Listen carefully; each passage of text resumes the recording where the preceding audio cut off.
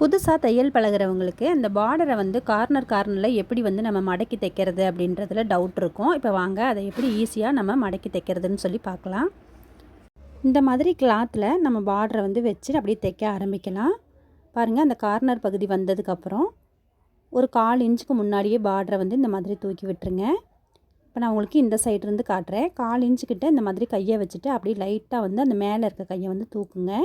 இப்போ வந்து பாருங்கள், பார்டரை வந்து நம்ம அழகாக எப்படி வந்து நம்ம அந்த கார்னரில் திருப்பியாச்சுன்னு பார்த்தீங்களா?